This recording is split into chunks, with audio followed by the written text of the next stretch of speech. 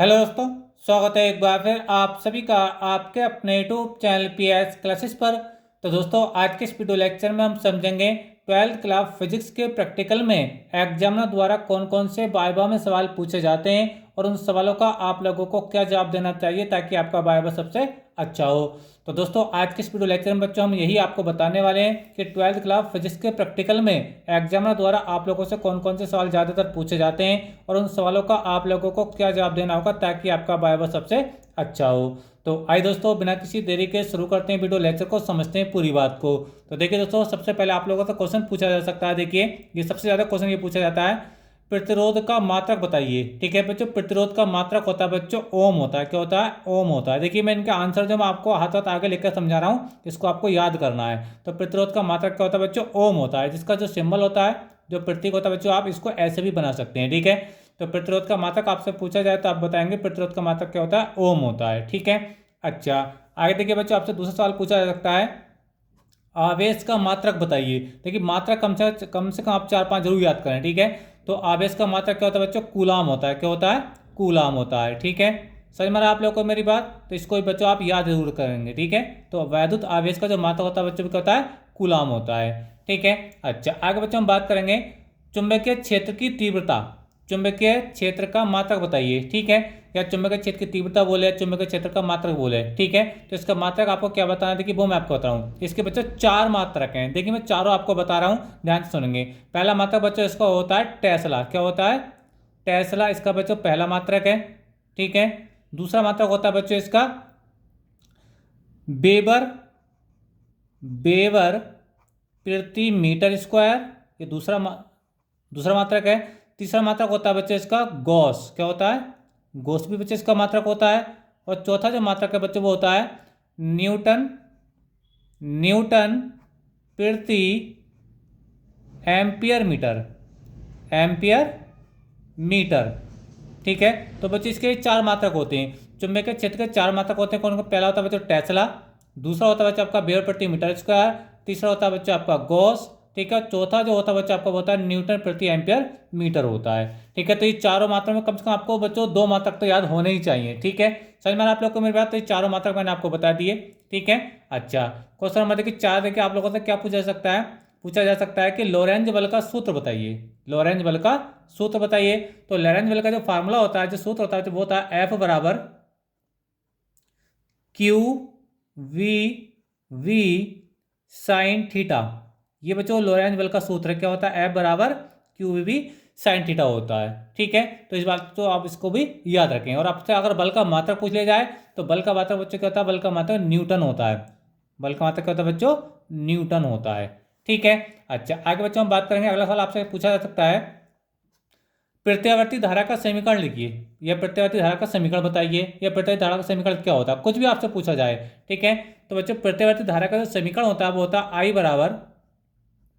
आई बराबर I naught sine omega T. I naught sine omega T होता है। तो ये बच्चों ये जो समीकरण है आई बराबर I naught sine omega T, ये प्रत्यावर्ती धारा का समीकरण है। तो आइए बच्चों, ये भी आपको अच्छे से क्लियर हो गया होगा। ठीक है, नेक्स्ट हम बच्चों बात करेंगे। आप लोगों से पूछा जाता है, देखिए प्रकाश का परावर्तन क्या होता है? प्रकाश का परावर्तन क्या होता है? ठीक है, तो इसमें आपको बताना होगा, जब प्रकाश किसी चिकने तल पर पड़ता है, जब प्रकाश किसी चिकने तल पर पड़ता है तो उस तल से टकराकर वापस लौट जाता है। इस घटना को प्रकाश का परावर्तन कहते हैं। देखिए, थोड़ा सा मैं डायग्राम बना के आपको समझा रहा हूँ। मान लीजिए हमारे पास ये एक समतल दर्पण है।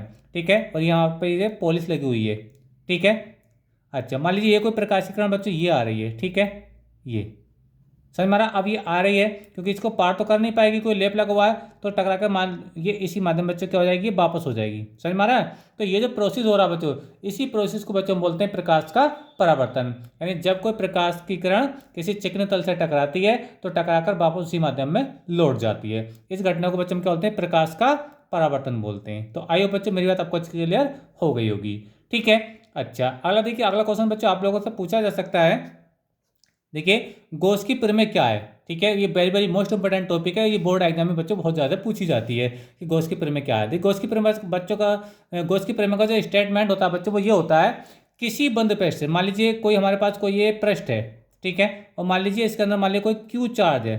समझ में आ रहा है आप लोगों को मेरी बात? तो इससे निकलने वाला जो वैद्युत फ्लक्स होगा, यानी जो चुंबकीय बल रेखाएं होंगी, इससे पास होने वाली जो चुंबकीय बल रेखाओं की जो संख्या होगी, जिसे हम वैद्युत फ्लक्स के नाम से जानते हैं, ठीक है। ये देखिए, तो इसकी जो वैल्यू होती है बच्चों, जो वैद्युत फ्लक्स होता है फाई ई, ठीक है, वो होता है बच्चों इस आवेश का 1/एप्सिलॉन गुना होता है।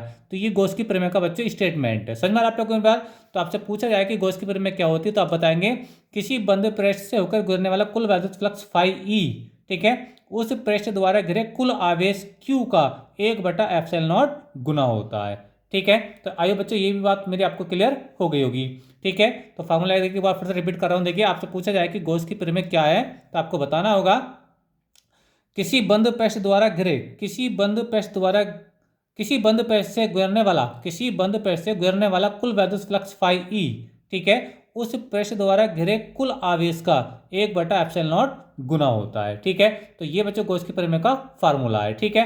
आपसे फार्मूला ही पूछा जाता है, तो ये फार्मूला को बच्चों आप जरूर याद करें, phi E is equal to Q into 1/एप्सिलॉन, ठीक है।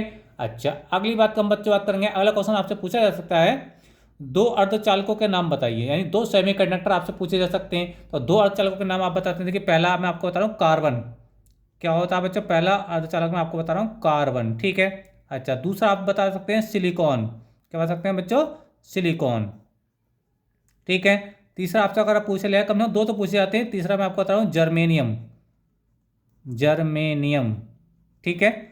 समझ में आ रहा है आप लोग को मेरी बात? अगर आपके से के संकेतांक पूछ लिए जाए, तो कार्बन को सी से लिखते हैं, सिलिकॉन को एस आई से लिखते हैं, और जर्मेनियम को हम जीई से लिखते हैं। किसे लिखते हैं बच्चों?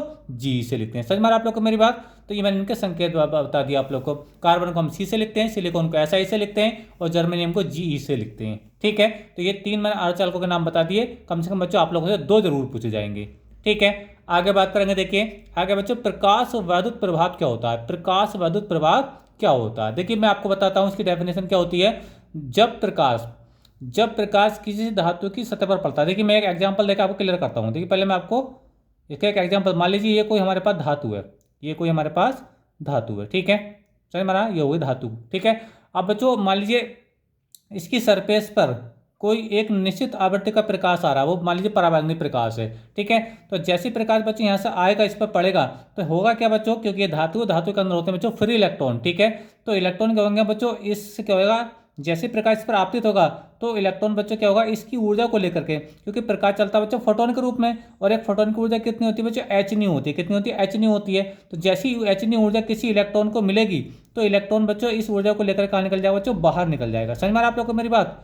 तो इस घटना को बोलते हैं बच्चों प्रकाश वैद्युत प्रभाव, यानी जब किसी धातु की सतह पर एक निश्चित आवृत्ति से अधिक आवृत्ति का प्रकाश, जैसे परावैंगनी प्रकाश डाला जाता है, तो प्रकाश इलेक्ट्रॉन को बच्चों उत्सर्जित होने लगते हैं। इस घटना को हम प्रकाश वैद्युत प्रभाव कहते हैं। एक बार फिर से समझा रहा हूं। देखिए, जब किसी धातु की सतह पर एक निश्चित आवृत्ति से अधिक आवृत्ति का प्रकाश डाला जाता है, तो धातु की सतह से इलेक्ट्रॉन उत्सर्जित होने लगते हैं। इस घटना को प्रकाश वैद्युत प्रभाव कहते हैं। समझ में आ रहा है आप लोग को मेरी बात? तो चलिए देखिए, ये भी आपको अच्छे से क्लियर हो गया होगा। दोस्तों, यदि यहाँ तक आपको वीडियो समझ में आ रहा है, ठीक है, तो अपनी मेहनत का बच्चों आप लोगों से मेरा विशेष रिक्वेस्ट यही है कि प्लीज़ एक बार वीडियो को लाइक जरूर कर दीजिए, ठीक है। तो चलिए देखिए बच्चों, हम अगला क्वेश्चन की तरफ बढ़ते हैं। अगला क्वेश्चन क्या देखिए, अगला क्वेश्चन, लेंस कितने प्रकार का होता है? लेंस कितने प्रकार का होता है? तो लेंस बच्चों दो प्रकार का होता है। नंबर एक होता है बच्चों आपका उत्तल लेंस, ठीक है, उत्तल लेंस होता है, ठीक है ये। और दूसरा होता है बच्चों आपका अवतल लेंस। क्या होता है? अवतल लेंस। नंबर दो पर होता है बच्चों अवतल लेंस, ठीक है। याद रखेंगे इस चीज़ को। अगर आपसे पूछ लिया जाए कि लेंस कितने प्रकार का होता है, तो लेंस में दो प्रकार के होते हैं। नंबर एक उत्तल लेंस, नंबर दो अवतल लेंस, ठीक है। और अगर आपसे पूछा जाए कि उत्तल लेंस क्या होता है, तो उत्तल लेंस जो होते हैं बच्चों, ये बीच में मोटे होते हैं और किनारों पर पतले होते हैं। ये बीच में मोटा होता है, किनारों पर पतला होता है। और ये जो अवतल लेंस होते हैं बच्चों, ये बीच में पतले होते हैं और किनारों पर बच्चों मोटे होते हैं। अगर आपसे ये पूछ लिया जाए कि उत्तल लेंस क्या होता है और अवतल लेंस क्या होता है, तो आप बताएंगे उत्तल लेंस वह लेंस होता है जो बीच में मोटा होता है, किनारों पर पतला होता है। और अवतल लेंस जो होता है बच्चों, ये क्या होता है, ये बीच में पतला होता है और किनारों पर मोटा होता है, ठीक है। समझ में आ रहा है? तो आपसे ये पूछा जाए कि लेंस कितने प्रकार का होता है, तो आप बताएंगे लेंस दो प्रकार का होता है, उत्तल लेंस और अवतल लेंस, ठीक है। अगर ये पूछा है कि उत्तल लेंस क्या होता है, तो वह लेंस जो बीच में मोटा और किनारों पर पतला होता है, वो उत्तल लेंस होता है। और अवतल के बारे में पूछा जाए, तो वह लेंस जो बीच में पतला और किनारों पर मोटा होता है, यानी इसका बिल्कुल रिवर्स आपको बोलना होगा, ठीक है। तो आइए बच्चों, ये भी जानकारी आपको अच्छी लगी होगी। चलिए अगला क्वेश्चन की तरफ बढ़ते हैं। अगला क्वेश्चन आपसे क्या पूछा जा सकता है? अगला क्वेश्चन बच्चों आप लोगों से पूछा जा सकता है, पीएन संधि डायोड क्या होता है, पीएन संधि डायोड क्या होता है। ठीक है, तो आप बताएंगे, देखिए जब एक पी टाइप अर्धचालक क्रिस्टल को, मान लीजिए मैं एग्जांपल देके यहाँ पे समझा रहा हूँ आप लोग को, मान लीजिए ये एक पी टाइप सेमीकंडक्टर है, ठीक है ये, और मान लीजिए एक है हमारे पास एन टाइप सेमीकंडक्टर, मान लीजिए इधर को बनाता हूँ ये एन टाइप सेमीकंडक्टर, समझ में आ रहा है आप लोग को मेरी बात।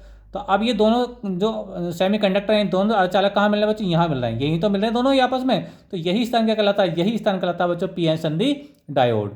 यानी कहने का मतलब ये आपसे पूछा है कि पीएन संधि डायोड क्या होता है, तो आप बताएंगे जब पी टाइप अर्धचालक क्रिस्टल को एन टाइप अर्धचालक क्रिस्टल से जोड़ा जाता है, ठीक है, तो वह स्थान जहाँ दोनों क्रिस्टल आपस में मिलते हैं, तो उस स्थान को बच्चों हम क्या बोलते हैं, पीएन संधि बोलते हैं। समझ में आ रहा है आप लोग को मेरी बात। तो चलिए देखिए बच्चों, अब अगले क्वेश्चन की तरफ बढ़ते हैं कि अगला क्वेश्चन आप लोगों से क्या पूछा जा सकता है।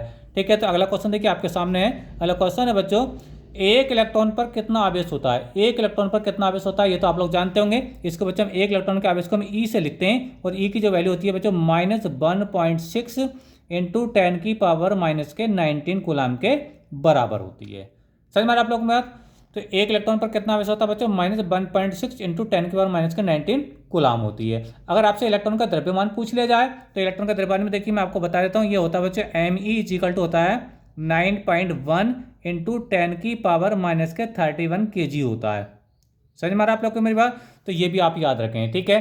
अगर इलेक्ट्रॉन का आवेश पूछा जाए तो -9.1 इंटू 10 की पावर -19 कूलाम बताएंगे, और अगर इसका द्रव्यमान पूछ लिया जाए तो 9.1 इंटू 10 की पावर -31 kg बताएंगे।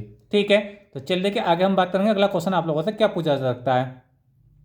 अगला क्वेश्चन बच्चों आप लोगों से पूछा जा सकता है, डी ब्रोगली तरंगदैर्घ्य का सूत्र बताइए।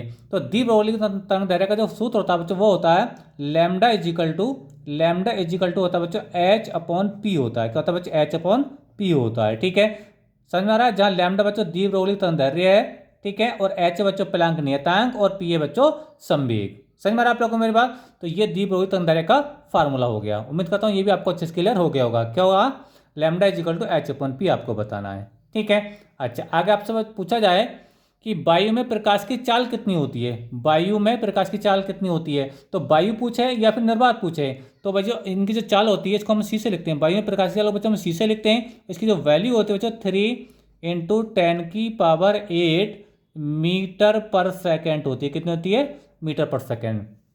तो याद रखना, निर्वातीय वायु में प्रकाश की जो चाल होती है इसकी वैल्यू होती है बच्चों 3 इंटू 10 की पावर 8 मीटर पर सेकेंड। ठीक है, तो ये आपको बताना होगा।